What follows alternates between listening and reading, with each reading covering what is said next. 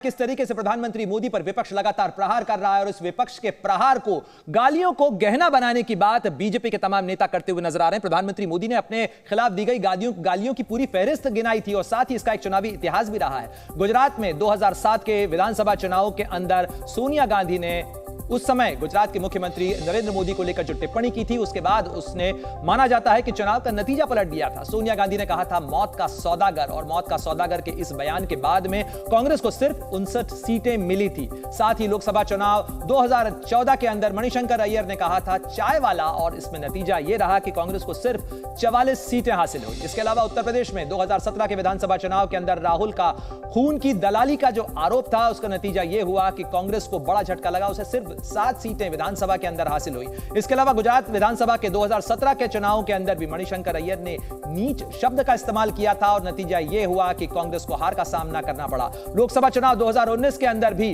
राहुल गांधी ने चौकीदार चोर जैसे शब्द का इस्तेमाल किया था और नतीजा यह हुआ कि कांग्रेस महज 52 सीटों पर सिमट गई। लोकसभा चुनाव 2024 के अंदर भी लालू यादव ने मोदी का परिवार नहीं है जैसे शब्दों का इस्तेमाल किया, वहीं मोदी का परिवार जैसा अभियान बीजेपी ने शुरू कर दिया और अब हिटलर जैसी जो टिप्पणियां और जो तंज किए जा रहे हैं। समाजवादी पार्टी के अध्यक्ष अखिलेश यादव का जो बयान है वो हमने आपको सुनवाया। असदुद्दीन ओवैसी ने किस तरीके से पीएम मोदी को हिटलर कहा वो सुनवाया, और माना जा रहा है कि क्या इसके बाद इन गालियों को गहना बनाने की कवायद में बीजेपी और उसका काडर जुट गया है। तमाम खास मेहमान हमारे साथ जुड़े हुए हैं क्योंकि इसी चुनाव के अंदर शरद पवार ने पुतिन से भी तुलना कर दी है नरेंद्र मोदी की, और इसको लेकर बीजेपी गुस्से में है। तो तमाम खास मेहमान हमारे साथ जुड़े हुए हैं। शाइना एनसी का रुख करते हैं सबसे पहले। शाइना, हमने आपको तमाम वो बयान सुनवाए और साथ ही चुनावी नतीजों का इतिहास जो है वो भी हमने दर्शकों को बताया, लेकिन क्या ये गालियां जो हैं इनको गहना बनाने की एक संयोग है या प्रयोग है, या बीजेपी खुद चाहती है कि इस तरीके की गाली का कोई ना कोई मौका, कोई ना कोई सबब बने जिसके बाद में जो पोलराइजेशन है, जो चुनाव है, उसको पलटा जा सके?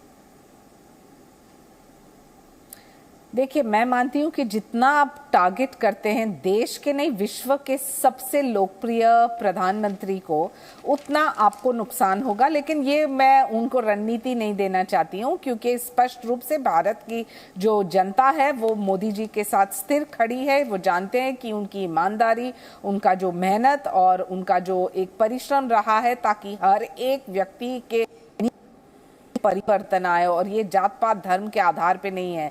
और उपाध्याय जी, मैं एक चीज जरूर कहना चाहती हूँ, यूपी का इलेक्शन का आपने जिक्र किया, वहां जात पात धर्म के आधार पे लोगों ने नहीं वोट किया, प्रगति के नाम पे, लॉ एंड ऑर्डर को लेके। और ये वही राहुल गांधी है जो शायद भूल चुके हैं। उनका एक बयान मैं आपको पढ़ना चाहती हूँ कि उन्होंने अमेरिकन एम्बेसडर को क्या कहा, the bigger threat than anti India Hindus of the country are a bigger threat than anti-India Muslim terrorists and leftist terrorists.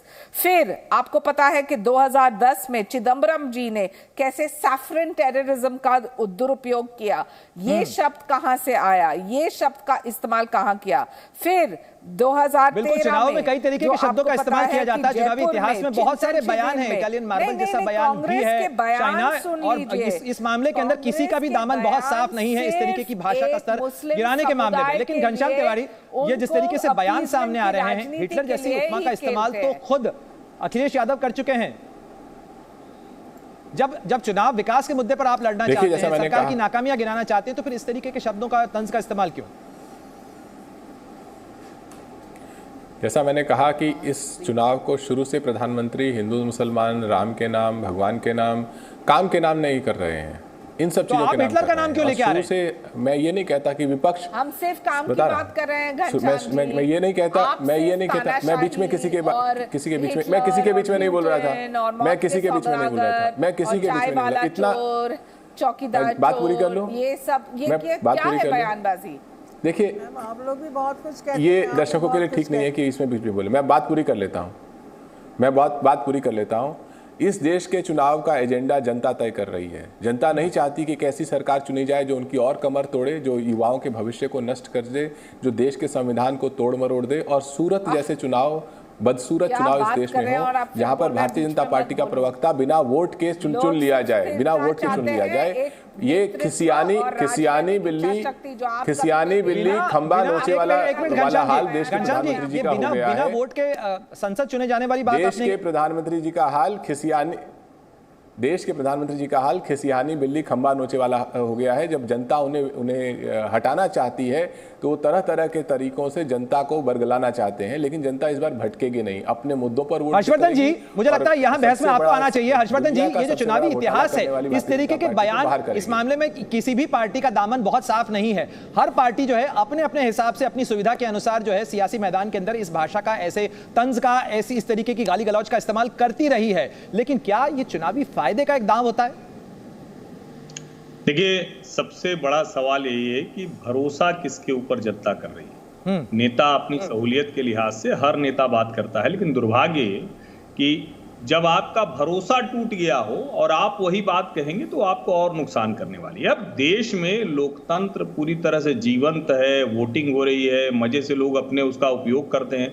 अब उसमें अगर विपक्षी नेता आके कहें कि हिटलर हो गए हैं, मोदी तो खत्म कर दे रहे हैं, और जो लोग कह रहे हैं कि प्रधानमंत्री नरेंद्र मोदी ने जो कहा हेट स्पीच है, उसमें से कितने लोगों ने उस वक्त प्रतिक्रिया दी थी जब राहुल गांधी ने सैन फ्रांसिस्को में जाकर कहा था कि मुसलमानों के साथ इस समय बड़ा अत्याचार हो रहा है। रोज ये कहने की कोशिश हो रही कि सरकार मुसलमानों के खिलाफ काम कर रही, वो क्या हेट स्पीच नहीं?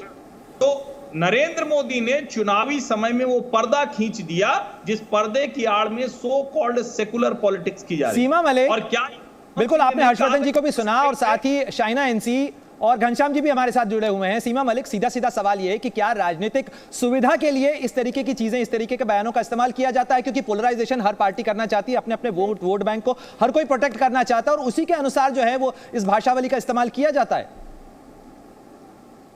देखिए, मुझे थोड़ा सा टाइम दीजिएगा बोलने का, मैं काफी देर से बैठी हुई हूँ। देखिए, आप ये जो वो आपके लिंक में कुछ प्रॉब्लम थी मुझे लगता है सीमा जी, इसलिए अगर आप जी, यही मैं कह रही हूँ कि देखिए, अगर आप ऑपोजिशन को अगर आप ब्लेम करते हैं पॉलिटिक्स ऑफ पोलराइजेशन के लिए, तो आज देश का एक बच्चा जानता है कि पॉलिटिक्स ऑफ पोलराइजेशन कौन करता है और किसने ये बातें। जब आपको एक ठंडा रिस्पांस मिलता है पहले चरण में, तो आप इस तरह की पॉलिटिक्स शुरू कर देते हैं।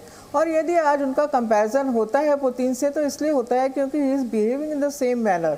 जिस तरह से ऑपोजिशन के लीडर्स ईडी एंड सीबीआई का मिसयूज कर करके जिस तरह से समथिंग लाइक पुतिन, आप उनको जेलों में भर रहे हैं और आप ऐसे अमेंडमेंट्स कर रहे हैं लॉज में जिसके वजह से उनको बेल भी नहीं मिले, तो ये चीज़ें तो लोग देख रहे हैं और उसको लोग बोलेंगे।